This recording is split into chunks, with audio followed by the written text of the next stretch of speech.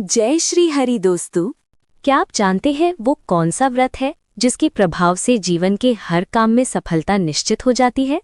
वो कौन सी एकादशी है जिसे केवल अनजाने में कर लेने से भी एक महापापी का जीवन बदल गया? आज हम जानेंगे सफला एकादशी की वो अद्भुत कथा जिसने एक दुराचारी राजकुमार को भगवान विष्णु का परम धाम दिलाया। तैयार हो जाइए चमत्कारों से भरी इस कहानी को जानने के लिए। सफला एकादशी का महत्व। हिंदू धर्म में ऐसा माना जाता है कि साल की इस एकादशी का व्रत करने से जीवन में हर काम सफल होते हैं और उनके जीवन में किसी भी तरह की परेशानी नहीं आती है।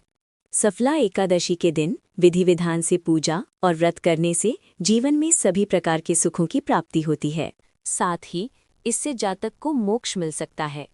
धार्मिक मान्यताओं और शास्त्रों के अनुसार सभी व्रतों में एकादशी के व्रत को सबसे उत्तम और पुण्यकारी माना गया है। कहा जाता है कि 5000 वर्ष तक तप करने के समान फल सफला एकादशी का व्रत करने से प्राप्त होता है। साथ ही व्रती को भगवान विष्णु की विशेष कृपा प्राप्त हो सकती है। सफला एकादशी व्रत कथा। धार्मिक मान्यताओं के अनुसार सफला एकादशी का व्रत साल में एक बार रखा जाता है। ये व्रत पौष महीने के कृष्ण पक्ष के दिन होता है।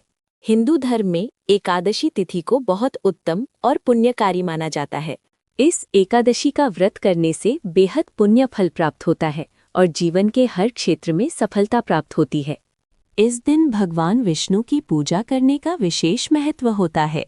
साथ ही पवित्र नदी में स्नान भी किया जाता है।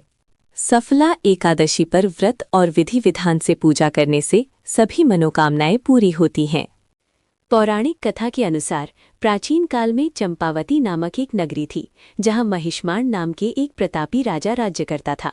उनके 5 पुत्र थे, जिनमें से बड़ा पुत्र लुम्पक बहुत ही पापी और दुराचारी था। वो हमेशा पराई स्त्री और बुरे कामों में लगा रहता था।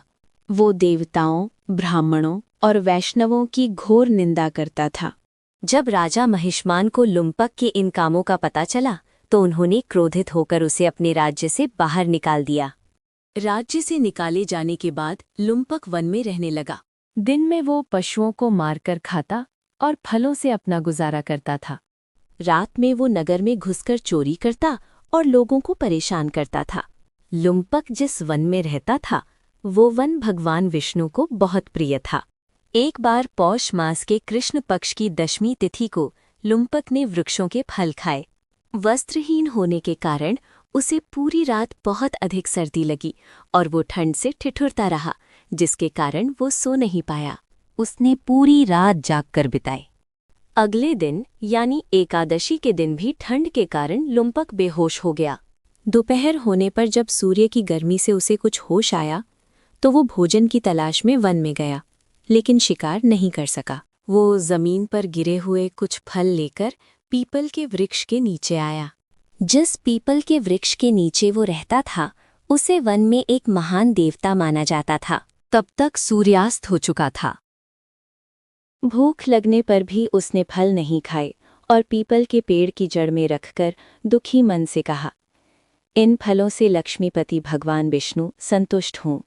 इसके बाद भी लुम्पक रात भर नहीं सोया और अपने कर्मों पर पश्चाताप करता रहा। इस प्रकार अनजाने में ही लुम्पक से 10वीं को रात भर जागरण, एकादशी का उपवास और रात में पीपल के वृक्ष के नीचे जागरण हो गया, जिससे सफला एकादशी व्रत के नियमों का पालन हो गया। इसलिए सफला एकादशी के व्रत के प्रभाव से लुम्पक के सभी पाप नष्ट हो गए।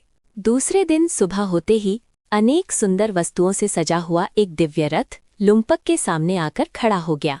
उसी समय एक आवाज निकली जिसमें कहा गया, हे युवराज, भगवान नारायण के प्रभाव से तेरे सभी पाप नष्ट हो गए हैं। अब तुम अपने पिता के पास जाओ और राज्य प्राप्त करो। लुम्पक अत्यंत प्रसन्न हुआ और उसने आवाज को सुनकर भगवान को प्रणाम किया। वो दिव्य रूप धारण कर राजा महिष्माण के पास गया। अपने पुत्र को बदला देखकर राजा बहुत खुश हो गया।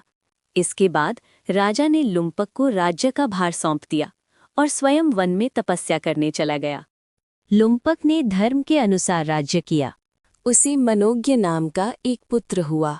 वृद्धावस्था आने पर लुम्पक ने अपने पुत्र को राज्य सौंपकर भगवान विष्णु का भजन किया और अंत में भगवान विष्णु के परम धाम को प्राप्त हो गए।